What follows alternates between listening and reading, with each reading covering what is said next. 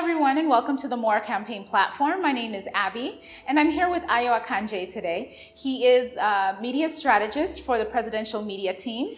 He worked on the previous campaign in 2015 and also the recently concluded in 2019 as well. So I've given a brief introduction. Ayo, just fill in the gaps a little bit. Tell us about who you are and what you do. All right, my name is Ayobami Akanji, like you rightly said. A media strategist for the government. I was a media strategist for the campaign in 2014 when we were fighting against, not literal fight though, but against a very powerful party then in government, which was the PDP. You know, we're young and we had lots of ideas and we're crazy about how we can change the government and what we thought was right. So my journey into this started where I was working for a presidential aspirant because there were 5 people that were running under APC. Okay. Yeah, I knew he was going to win the elections, but I needed to have someone that can serve as my lab rats. Okay. I can run my analysis on what I think I already knew on how to run campaigns. So I was basically running a social media campaign. I headed the social media unit. And after the elections, they had a bond that whoever wins, they all will support the president. So when Buhari won, everybody collapsed structure for Buhari. Sure. Yeah, so I was now sent to Buhari's work for the campaign council then. Okay. So we came with the same ideas we had, which was on the issues. We're basing our campaign on the issues. Then we had serious issues and security issues in the Northeast. We still have that now, but I mean, it's reduced a bit. So yeah, that's our messaging all around. And we're actually getting the message to the people that needed, that mattered, okay, the voters and everything. And as one would say, we're like ragtag soldiers. We didn't really have any armory, there wasn't even much money. We just had our idea was actually all we had. And as fate to have it, victory was ours. So yeah, after the election was won, the president was super impressed with what we did, and they said, okay, fine. We were the first people who actually appointed. I said, these guys will continue helping Nigerians with my policies. Okay. So what we do is after the election, our government was formed, and the task that we do is that we have different people from different learnings, like different sectors. You have the economy, you have security, agriculture, and all that. So I do a bit of security and do a bit of media. So I get to liaise with all the security agencies to know what's happening in black spot areas, get information from them. They will not distill that information to Nigerians to calm them down, and make them know that the government is actually knowing what's going on with them. Okay. So that's how it's been so far, so good. So there are 2 things that stuck out to me when you were speaking. The first being social media. You know, I remember back then when I was looking at the campaign, I remember thinking to myself, oh my goodness, like whoever is running the social media is doing a really good job because information was being pumped out. And you could tell that somebody was knowledgeable, right? Yeah. And there was somebody working behind the scenes. Ayo, you've given us a bit of an idea about what you do. So did you go to school for this, or how did you get involved? What did it look like, you know, getting involved into the media for the presidency? Cool. That's the irony, actually. I studied French. Okay. Yeah. I had nothing to do with the media, actually. Okay. But I've been very curious about politics. And I've been following a lot of elections going in America, because America and Nigeria is close. We run the same presidential system. So I found a book I was reading online then when I was in NYC. People even thought I was actually a Yahoo boy, because I was always online. Yeah. And I was like, yo, are you sure you know Yahoo? I'm like, no, I'm reading. Yeah, the internet is like a blank check. Sure. Whatever you write is what you get from it. You want to do Yahoo, you can do Yahoo. You want to use it as a tool to enhance yourself, you can do that. Sure. So I was basically reading. So I came across a guy called Howard Dean who ran for presidency in America in 2004. Okay. Yeah, he was a relatively unknown governor of the state there. No one really knew who he was. But he was able to use social media to sprung to the entire world. Okay. Became very popular. He lost the elections. Why? Because he was unable to understand how to harvest the entire support he had online, offline. Online, people don't vote online. You have to get to the main people to vote. So Obama in 2008 came around, you know, dusted that idea too, and then got guys from Twitter and Facebook who now built him a website that was like Facebook, and they were able to track people. So if you come to like the page, they get your address, your number, they were calling you, they do door-to-door campaign. So it was massive, and that's why that was the first time we had the amount of young Americans that came out to vote. They felt a connection, so I was like, whoa, this is mind-boggling. I want to try this in Nigeria. Yeah. And I was like, yo, you're just dreaming, man. Where would you get it? You know, different people just have a way of shooting your dreams down. But I think I was a rebel. I didn't really care about that. So I was steadfast. I was looking for an opportunity to come. And that opportunity came when I met Sam in Isaiah. And I met him, he was the aspirant I was telling you about. He was having a press conference. And people were there to ask him questions about what he's going to do if he becomes president of Nigeria. And I felt they were asking questions that were very tough. I mean, to be Nigeria's president is a serious job. It's not what you call me and start asking people soft questions. Sure. So I came to see him because I came for a deal with him. I didn't come and do some merchandise and all that. So I came for business. But I was so committed into what he was doing, so I raised up my hand and asked him some questions about policy continuity and all that. And he was impressed by the question and said I should stay here to see him. Unknown to him, I also came to see him for business. So as I spoke, and he asked me about, do I know who Howard Dean is? I was like, yeah, I know who he is. And that's how, I said, that's there I got the job from him. Wow. On the spot there, he said, okay, fine, come, let's go to my office, I'll give you an office space. Then that's how I did it. Wow. I got my friends, because I had a blueprint. I got, I got someone that was a graphic guy, a programmer, graphic artists, people that can write, all kinds of. And we're all there just young and goofing around, and we made an impression. So at no point, French never came in. Okay. Never came in anywhere. Okay. And then it was just my passion. Okay. Yeah. And then I think I had something to bring to the table. Right. When you do that, you can dine with kings. Sure. Yeah, and queens. Sure. Yeah. Sure. Yeah. Cool. I want you to give me 3 words that describe your experience, this election, this cycle that just ended. So the 2019 cycle. Yeah, it was very educative. It was historic for me, and then it was mind-boggling. Okay. Yeah. So hold on to those 3 words for just a second. I'd like you to give me one major highlight during this campaign season. One time, just take me back to that moment when you guys were super excited, super pumped. Everything was working as it should. What was it like? Take me back to that moment. Yeah, I think it was the time when, first of all, after we were done with the primaries, and it was a bit shaky because we were thinking what's going to happen with the party. People were defecting, governors, Senate presidents, speakers. So we were like, this will almost happen in 2015, happening right now. It's a bit shaky. Aisha will stand the tsunami or not. But I think the president's wisdom was calm all through. Some few times you could see that he knew where he was going, and he was like, see, if it means that you have to get some people to go off the ship for the ship to be more balanced, then let's see how that goes. And we actually believed in that. And yeah, we came to harbor. Things went out. But first we were so scared. Gotcha. Yeah. Gotcha. We were a bit. Okay. Yeah. To each coin, there are 2 sides. Yeah. So you gave me an idea of a moment when things were excellent. And I also want you to take me back to a moment when you or the team, you guys were discouraged, you felt like things weren't working out for you. What was it like? Take me back to that moment. Yeah, I think it was during the campaign. Okay. And then places when the president was in Imo, for example. Imo and Ogun State were particular to us because the governors, they were trying to foist in who they wanted to succeed them. Okay. And then they fell out with the party.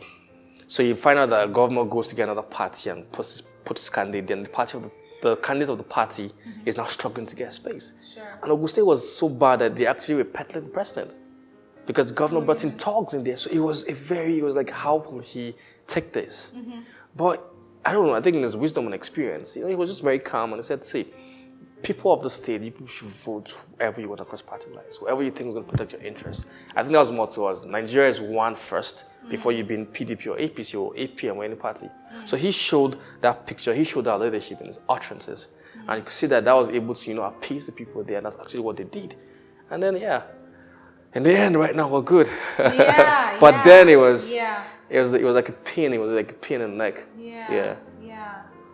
Okay, that's interesting. I think that in the examples that you've shown, we've seen the value of leadership or good leadership or what it looks like. So tell me one of those things that you heard that surprised you, but also sort of explained why people at the grassroots level wanted to vote the candidate you were supporting for another 4 years. Cool. I'll give you the example of the social investment program, the SIP. Okay. It has 4 clusters, which is Empower, homeschool feeding program, conditional cash transfer for the old people, and then JIP, loan for market women.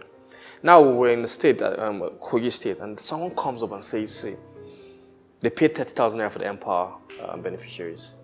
And this guy comes and says he has been able to save that, he has a farm, he's been able to save that money, he's been able to build a house for his family. Wow. He's been able to have a poultry business where he has 500 beds, and I'm from 30,000 naira. And I was shocked in two ways. I was shocked. I was impressed with what was happening, but I was shocked on my own self too. Because to me, 30,000 naira is what you just spend anyhow. Sure. And then you find someone has built a family. Wow.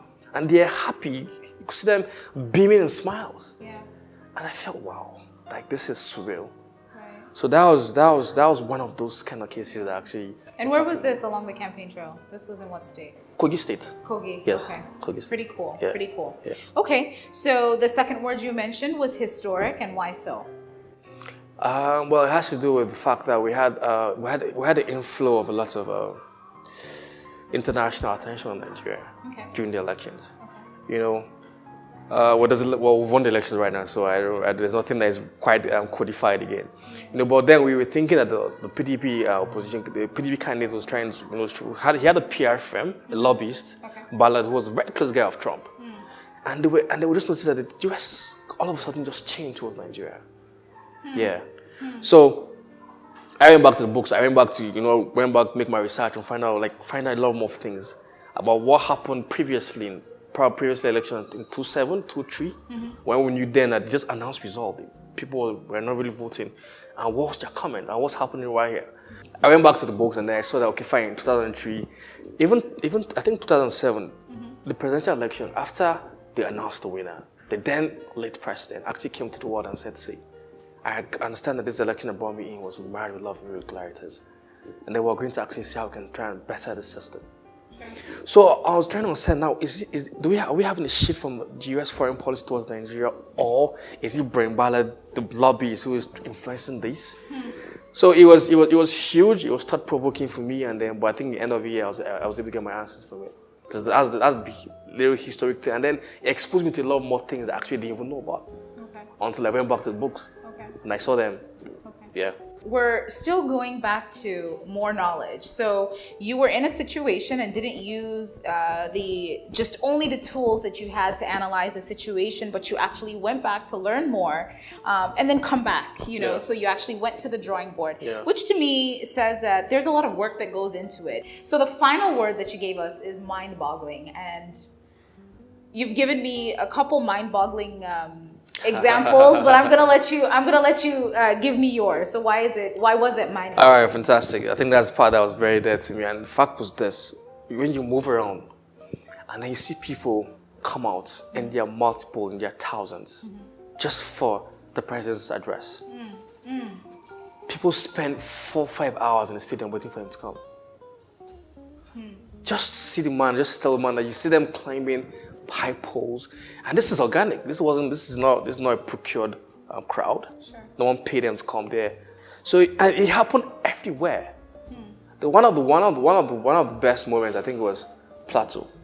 Yeah, it was. We didn't expect to see that there because already there's been a misinformation of media that's been going, fake news has been going across the board that the president doesn't even like. The crisis has been going there in Plateau. So we thought that might probably use that against him, but people came out in their thousands. Taraba was the same thing. Taraba, they're so rest in peace, about 4 or 5 people died. There was a huge stampede there too. Wow. Because people actually came and flooded the entire space there. Wow. So that was my work. I have some nice images that actually just captured that picture of it. And that was my mind-boggling aspect of this entire campaign. Yeah, across board. In the north, in the south, southeast, south, north, everywhere. So in the end of it, Nigeria is a beautiful country. We just allow, when we're done with politics, we come back and unite the country and let's move ahead. That's all I stand for. That's all I care about. And that's all I saw during this campaign.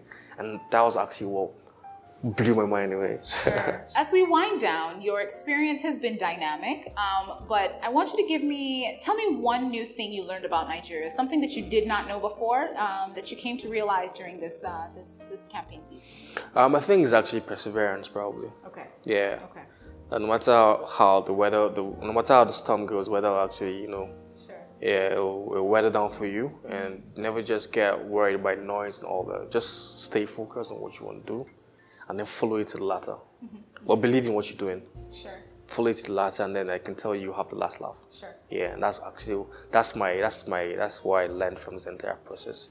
I know there are many young people wanting to get involved in the capacity in which you're working with the presidency. What advice would you give? How should they go about it? I mean, I think you should just carve his niche first of all, actually, because like I said, social media has a lot of tools. Probably just for that part that you can get to use, and how can you advance the story you want? What do you want to do? Understand, do you want to be a data analyst? Okay. Because that does a lot of good role. That can help you with a tailored judgment or tailored campaign. because you work with people's emotions, and then you know what they want or what they don't want, and then from there you can actually come up with your messaging, and then that will actually help you sway people back to your way. So the whole thing is not to really assume. Know your trade, know your stock, stay very focused, and then just pick one thing. People won't do a lot of things. And if you don't do a lot of things and you end up doing nothing, just pick one thing, carve that niche there, and just drive it in. You won't be a Facebook user. Is it Instagram? Is he a photographer? Like Bayo, the president's personal photographer. I mean, everyone sees him all over, but they don't really know his story. Yeah, we worked in campaigns with him since 2014. So he has his niche, photography. And that has been playing a significant role. That has been exposing the government and leadership all around, because you get the pictures, you understand what's going on. And the president is actually a normal person, so like everybody. He plays with his grandchildren, you know, everything that he does. So he does that, he amplifies that part there.